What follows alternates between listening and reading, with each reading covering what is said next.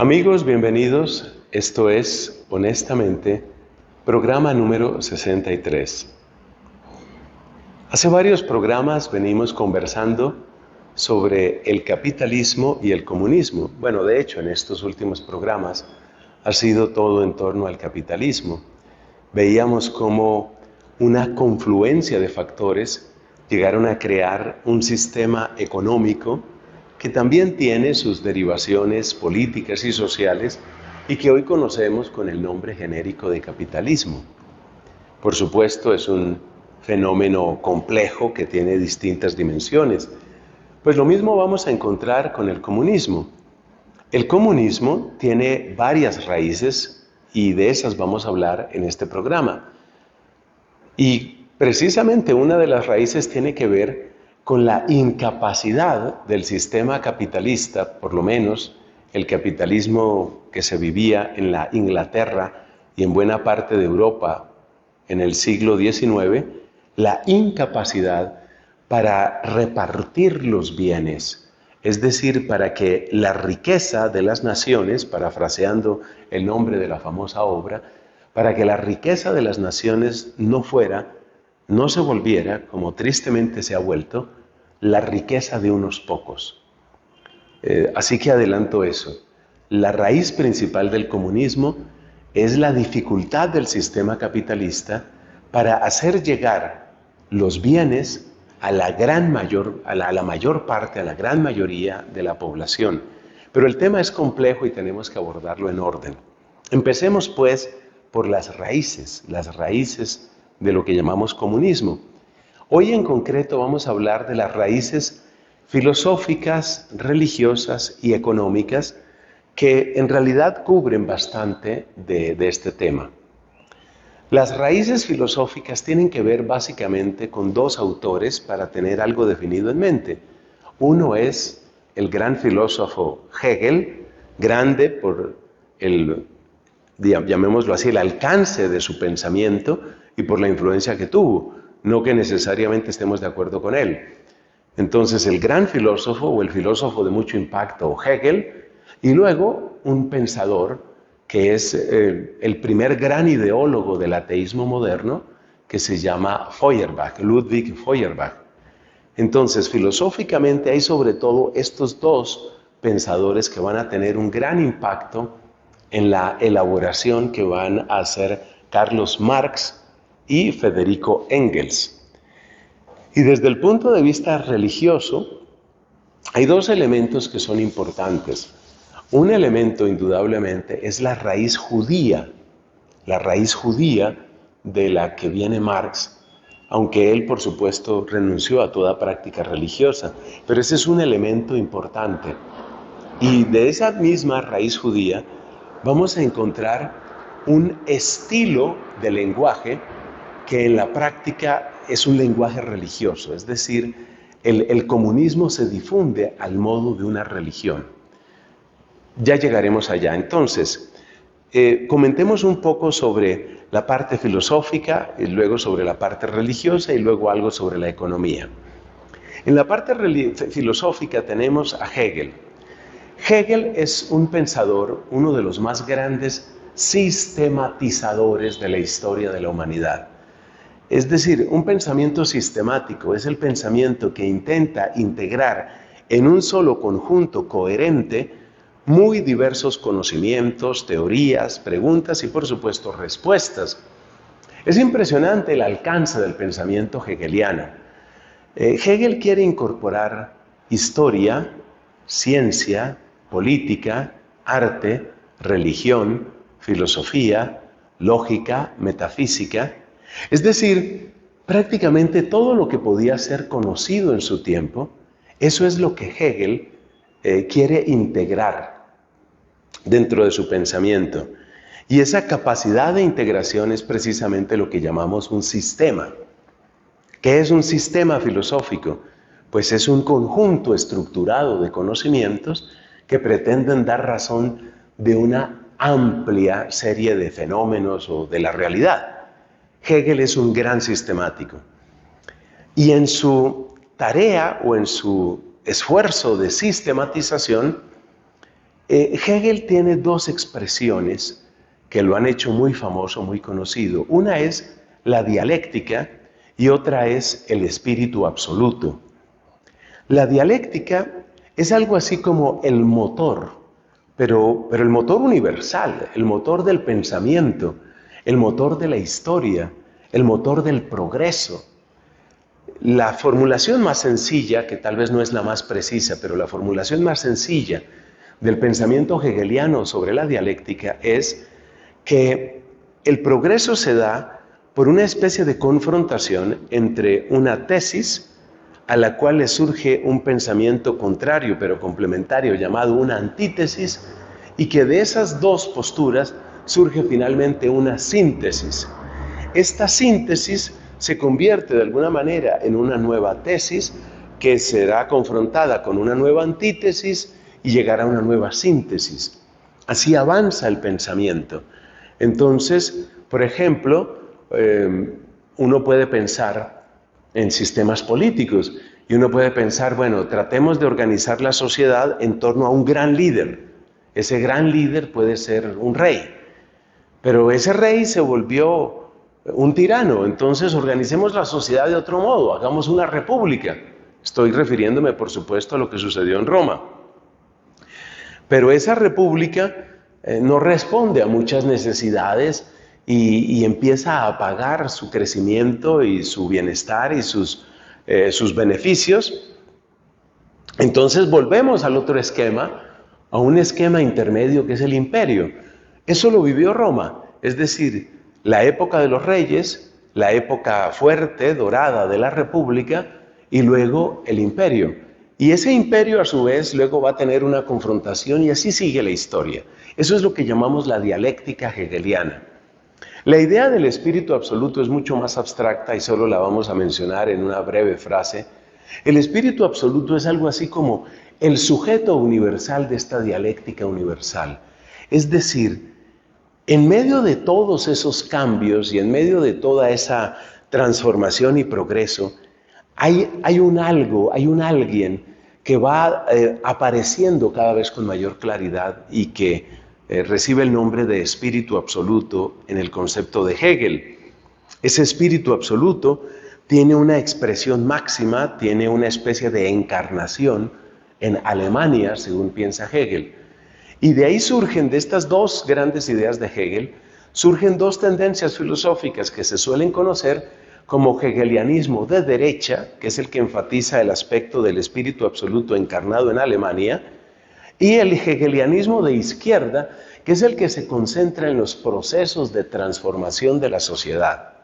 Pues bien, el hegelianismo de izquierda es el instrumento intelectual más importante, es el que subyace como auténtico cimiento en el pensamiento de Carlos Marx y en el marxismo. Y es bueno saber por qué. Efectivamente, el pensamiento de Hegel tiene la pretensión de ser una especie de pensamiento definitivo. En realidad, todo gran filósofo ha tratado de llegar a eso, a una especie de descripción definitiva de qué es lo real, de qué es el ser, de qué es lo que existe. Entonces Hegel tiene esa pretensión de llegar a un pensamiento definitivo, de llegar a una descripción que es al mismo tiempo racional, es decir, no es una descripción religiosa, no es una descripción como la llamarían algunos mitológica, puramente narrativa, fabulesca, sino que es una descripción racional de la historia. Es algo así como si Hegel, así se presenta a él y así lo recibieron muchos de sus discípulos, es algo así como que Hegel tenía la idea de ¿cómo lo describiéramos? De poder explicar la historia humana. Es decir, es una explicación racional de cómo funciona la historia. Y estoy enfatizando la palabra racional para decir que no es una explicación que apele a la fe, que apele a narraciones, que apele a lo que se suele llamar mitos, por consiguiente no requiere de la religión. Entonces, Hegel presenta una descripción de la realidad que pretende ser, por una parte, definitiva y por otra parte, completamente racional. Y esto le da a Marx un suelo muy firme, o así lo considera él, luego todo esto se puede cuestionar, pero el hecho es que Marx veía en ese hegelianismo, en ese pensamiento dialéctico, veía un fundamento racional y por consiguiente firme. Esto es lo que hace que Marx considere su teoría como algo que es firme, que es científico, que resiste análisis, algo que es coherente y, como el pensamiento hegeliano, algo que es definitivo. Entonces, el hegelianismo de izquierda y concretamente esta dialéctica de la historia es fundamental para el pensamiento comunista. En segundo lugar, la otra raíz filosófica es el ateísmo de Feuerbach, de Ludwig Feuerbach. Feuerbach escribe un libro que se llama La esencia del cristianismo. Esta obra es muy importante para la historia del ateísmo porque es una obra que básicamente quiere dar razón, quiere explicar, obviamente desde fuera, quiere explicar qué es el cristianismo, como en términos de por qué esto ha tenido engañada y fascinada a tanta gente. Y tal vez la frase que condensa mejor la obra de Feuerbach es la siguiente: no fue Dios el que creó al hombre, fue el hombre el que creó a Dios. Esta idea la han repetido muchos. En tiempos mucho más recientes la repitió este predicador orientalista, Krishnamurti. Krishnamurti viene a repetir básicamente la frase de Feuerbach: Dios es una creación de la mente humana. Y esa explicación, que se supone que da por concluida la discusión con el cristianismo, Marx la asume con todo su corazón. Tanto que él siente que no hay que perder mucho tiempo discutiendo el tema de la existencia de Dios. Una frase famosa de Marx, que la cita el teólogo Hans Küng en su obra ¿Existe Dios? Una frase famosa de Marx es: en cuanto al ateísmo, el tema está concluido con Feuerbach. Entonces, las dos raíces filosóficas principales del marxismo son el hegelianismo de izquierda, que pretende describir de modo definitivo cómo es la historia humana y hacia dónde va la historia humana, y luego el ateísmo, que cierra la puerta a cualquier posibilidad de fe y de religión. Esas son raíces filosóficas, pero paradójicamente hay también raíces religiosas, o por lo menos dimensiones religiosas en el marxismo. Si uno se da cuenta, lo que hace Marx en cierto sentido es volver a revestir de un carácter religioso al hegelianismo, concretamente al hegelianismo de izquierda. ¿Por qué? Porque la descripción que hace Marx es impresionantemente paralela a la descripción que el pueblo judío tenía de sí mismo, de su propia historia, y a la descripción cristiana. De hecho, uno de los trabajos académicos principales de Marx, entiendo que su doctorado incluso, fue sobre religión, la unión de los cristianos con Cristo de acuerdo con Juan capítulo 15. Esta es una obra de Marx. O sea, Marx conocía muy bien el cristianismo y tenía sus raíces judías. Y el cristianismo, si lo piensas bien, tiene una idea de la historia, tiene una idea de para dónde va la historia.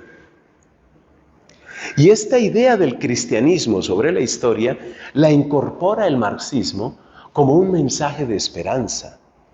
Es decir, tenemos que luchar, tenemos que arrebatar los medios de producción de la clase burguesa, eso va a proponer el marxismo. Viene, por supuesto, una confrontación, pero en el horizonte lejano, más o menos como nosotros los cristianos vemos el cielo y vemos la renovación de todas las cosas en Cristo, pues Marx habla de una especie de paraíso que está al final. Entonces, el marxismo toma la fuerza de la esperanza judía, la fuerza de la esperanza cristiana, y la transforma en un mensaje que pretende captar el corazón de sus discípulos para lanzarlos a una auténtica obra de evangelización. Y como Marx está convencido, gracias al hegelianismo, como Marx está convencido que la historia lleva un proceso dialéctico que puede ser estudiado y que por lo tanto puede ser predicho, entonces Marx se siente absolutamente seguro para responder a la pregunta hacia dónde va la humanidad. Él cree que sabe para dónde va la humanidad y cree que sabe que el futuro será comunista. Y como el futuro será comunista para toda la humanidad, hay que evangelizar, esa palabra la pongo yo, hay que evangelizar a todas las naciones para que todas entren en ese destino final de justicia, de felicidad, de equidad y de todo lo demás. Esas son raíces religiosas.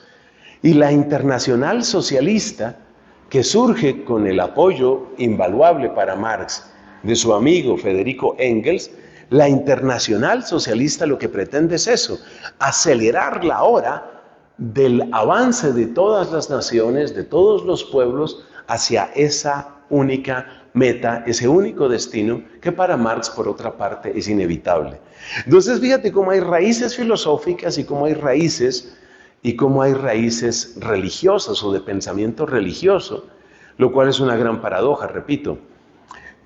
Por último, pues hay razones económicas que son las que vamos a estudiar en nuestro siguiente programa. Y esas raíces económicas tienen que ver básicamente con la incapacidad del capitalismo para la distribución de la riqueza. El capitalismo, según quería Adam Smith, produce riqueza, la riqueza de las naciones. Pero la distribución de esa riqueza es lo que no sucede. Y esta observación va a estar en la base de todo el planteamiento marxista como una alternativa que hace que la riqueza no sea de unos pocos, sino que sea de todos. Tal es la propuesta de Marx. Vamos a ver un poco su análisis económico en nuestro siguiente programa. Y por ahora solo les digo, gracias por estar aquí y que Dios los bendiga.